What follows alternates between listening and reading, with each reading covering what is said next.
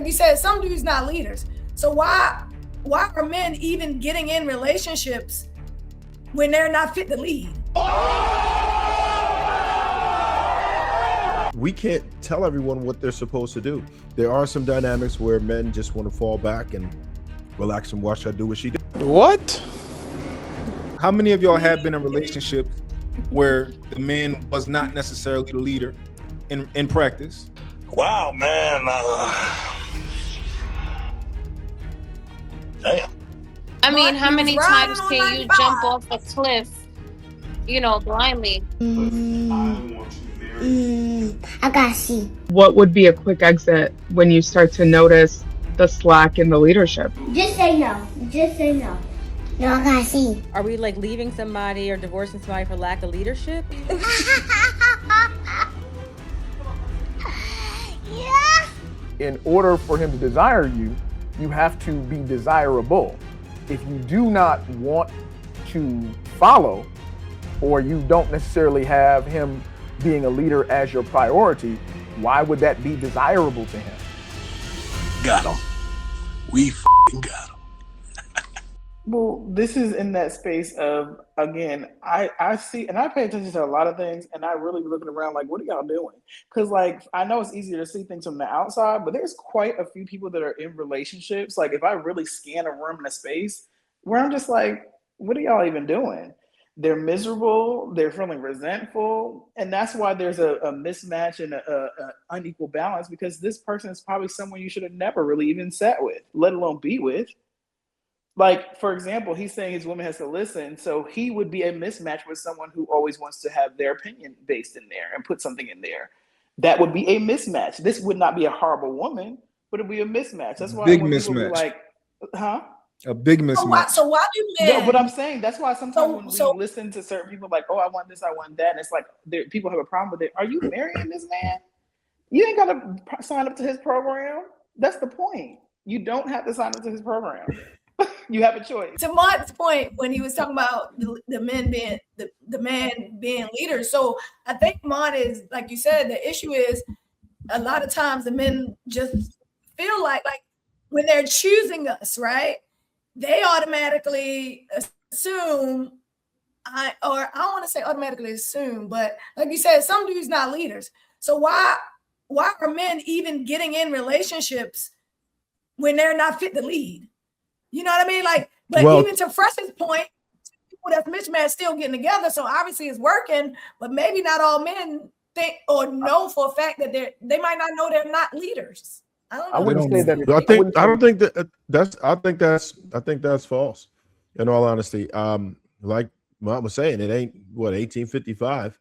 There are some situations where women are leading. I've seen women, to my disgust, but functional for them, right? Where the woman would just lead. We can't tell everyone what they're supposed to do. There are some dynamics where men just want to fall back and relax and watch her do what she do. Now, and none of the women of here, that maybe one, but I didn't really hear leadership, right? So I don't think that that's at the top of the total. Like, I know you didn't mention the superficial stuff, but nobody said really leading either. If it was, it might have been one person. That doesn't seem to be a top priority. So then that questions. I think sometimes you think it's self-implied too, Trev. I think a lot of times we think it's self-implied. I don't know. I ain't gonna let that slide. Women didn't say they wanted to be led. Not a single woman. Maybe one. Maybe Restoring the Village might have said leadership. I think so. What do you think that says, and definitely nobody else say that. What that's saying is that they don't want to be led. And if they want to lead, if you want to lead, then I hope that you want to lead and have not just the authority, but the responsibility that comes with it. And that's another disconnect. Trev, you did make a good point, right? Like, it's not negotiable for me to end up being a leader within a relationship that I'm gonna be in, right? I think all of the women would honestly be okay if they didn't have a leader. In reality, I think y'all all would be okay if y'all got into a relationship with a man and he pitched in a little bit more than y'all with the bills. Nah, I know what y'all are saying, but I definitely do think that y'all can go both ways. How many of y'all have been in relationships where the man was not necessarily the leader in practice? I have, but that was a younger. But I operate better when a man is a leader. Who else has been in a relationship where the man in practice has not been a leader? Now I'm gonna tell you what that means, right? That means that Same you when I was younger. that means that you second guess the things that he does, right? The decisions that he make, you second guess him, and you might tell him, you might communicate to him and like, yo, I don't think that's no, I think that's it. Y'all argue about certain things. Y'all get into arguments a lot. You know, this is a man who's not in practice the actual leader. Have y'all been in those type of relationships? Yeah, in my marriage. I think when I was married, I went in and assuming he was the leader. Yeah. But soon came to find out, yeah, he wasn't as. You didn't trust his decision making and his leadership. You thought you were smarter than him. You thought you probably was more competent and made better decisions sometimes. I don't even think, no. I don't think he trusts his decision making. We talking about you. Right. I trusted it at the very beginning, right? But obviously, as time went on, Restoring said that. As time went on, they showed different certain things where you like, wait a minute now, this is a little suspect. I don't know. And am I as the woman supposed to be like, because you the man, you the leader. We talked about the cliff thing. I'm gonna just go on off the cliff with you, even though this don't make no sense. But I'm gonna just go ahead and we die together. So, but I started on the road with you now. I mean, how many times can you jump off a cliff, blindly? No, so what the gods are saying, right, is that if you are in a relationship with a man who is the leader of the relationship, right? If you get to a point where you no longer trust him to make decisions, you shouldn't be in that relationship. But y'all do be in that relationship and y'all fight with him, y'all argue, y'all go through that, y'all go through life, y'all be in rough marriages and things like this. Well, if we're talking about marriage, though, what would be a quick exit when you start to notice the slack in the leadership? Like, again, it's divorce. We're talking about marriage here. So there are some people that have children. They've dedicated, years of their life to this person. And, unfortunately, it's not as easy as like, well, if you notice that he's not a really good leader, you should leave, because it's not just your life that's being affected. It's also children's lives that are being affected. There's a lot that goes into initiating a divorce, going through with a divorce. We're not just talking about like a boyfriend, girlfriend here. But are we divorcing or leaving somebody for lack of leadership? What is it? Are we like leaving somebody or divorcing somebody for lack of leadership, or is it? Well, I mean, no. I mean, if the man is not a leader in the household, it starts to translate on a larger scale, right? So maybe he starts to become, he's just not loyal anymore. He's not interested in the marriage anymore. He's not as invested. Maybe, financially he's not providing the same. It starts to translate. And then long term, for women to carry that type of pressure and emotion, like the way I see it is, a woman in a marriage should be like a spare tire. If there's ever a time where, a man needs to lean on her, it should be looked at as a spare tire. You cannot consistently expect that long term. Long term, there will be, a domino effect in that relationship. I don't think that it's natural, nor is it healthy for a woman to take that kind of responsibility for a long period or extended periods of time. So naturally, if a man starts to lose those qualities, overall, it will start to ripple into other aspects of the marriage. And I do think it does end up becoming, a situation where they need divorce. And it doesn't have to be something huge. It's, that's just one of those irreconcilable differences type of divorces where they just both don't see eye to eye anymore. I think We're still in the village. I think that we had. Wait, somebody was about to say something. That was me. Go ahead. Go ahead first, Mike. I think Trev definitely opened up something when he recognized that the word leadership was not mentioned. Thank you.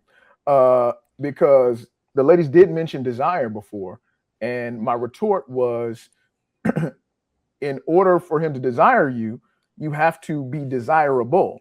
If you do not want to follow, or you don't necessarily have him being a leader as your priority, why would that be desirable to him? He doesn't want to clash with you. He doesn't want you constantly questioning him on normal things. So if you're not looking for a leader first, why would that necessarily be desirable to him? Can I add on top of that for you real quick? Sure. if I, right, as a man, if I said on this panel, you know what, I'm okay being a leader in a relationship, or I don't have to necessarily be a leader in my relationship. The woman, we can split it, or she can lead. Would y'all look at me as a good leader?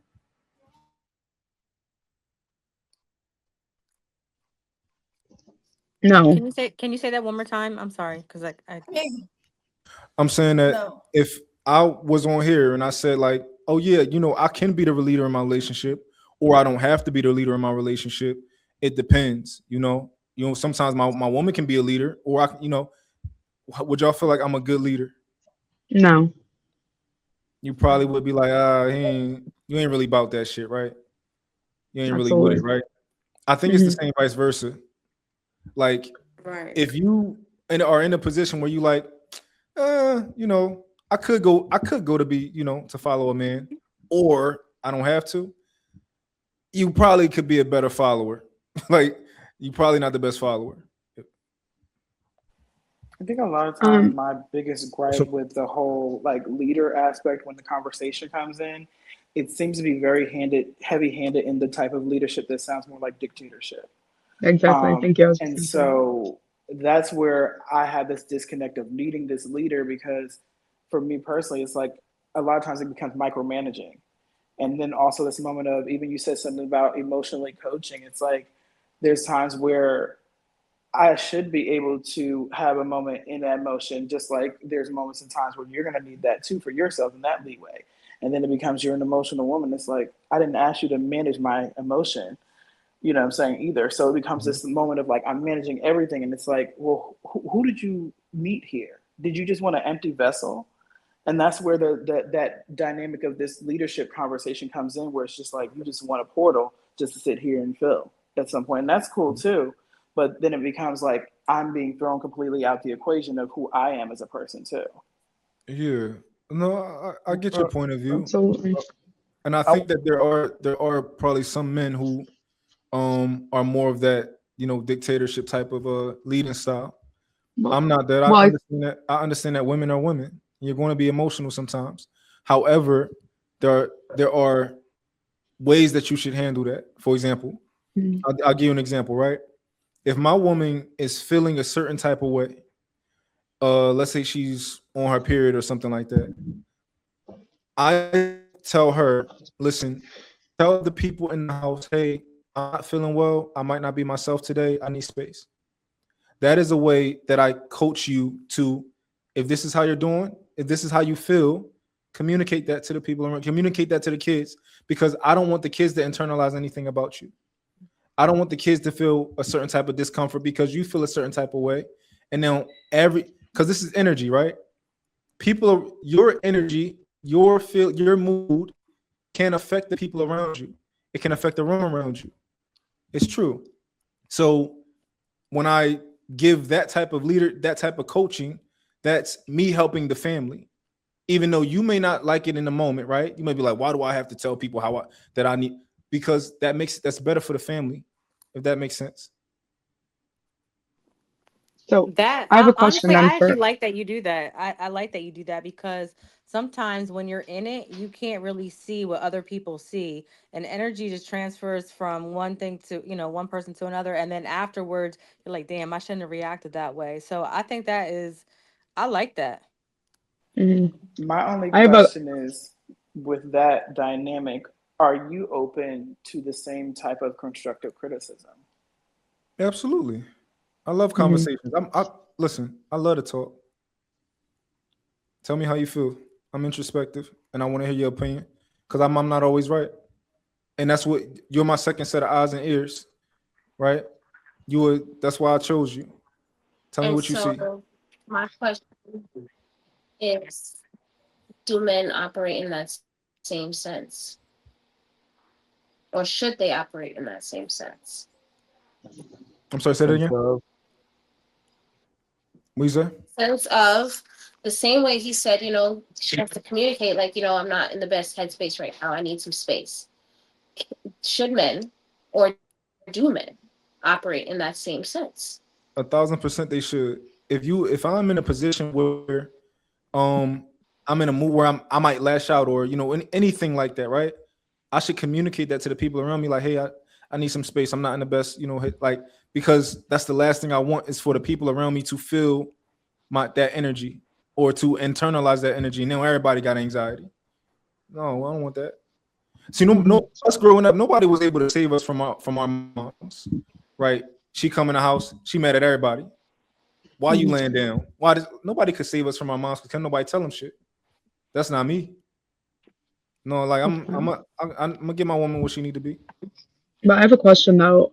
In that scenario, for example, let's say your spouse, because she might have some sort of, emotional dysregulation because of her hormones, would you say that it's more productive for her to be the one to convey that message, being in that state, or you as the leader to be the one to regulate, I guess, the emotions in the household and just make everyone aware that that's currently what we're dealing with? It can be either or. It depends on the situation. It can be a situation where I'm not in the house, and I think she needs to be able to. So, as the leader, what helps us the most is you being competent and you being able to handle things on your own, right? Like delegate, the best yeah, for way sure. the best way for me to lead my kids is to teach you everything that you need to know, because I'm not gonna be able to save you all day. Right. So I tell you to come home before the street lights come on, because that's the safest thing for you to do. I tell you to stay away from these type of situations, because I can't come and be retroactive and whoop everybody ass that did something to you. Right. So I got to teach you how to do like, the more competent that you are, you might find that you might feel like the nigga not even leading, like because we on the same page. We already on the same page. I ain't telling you what to do.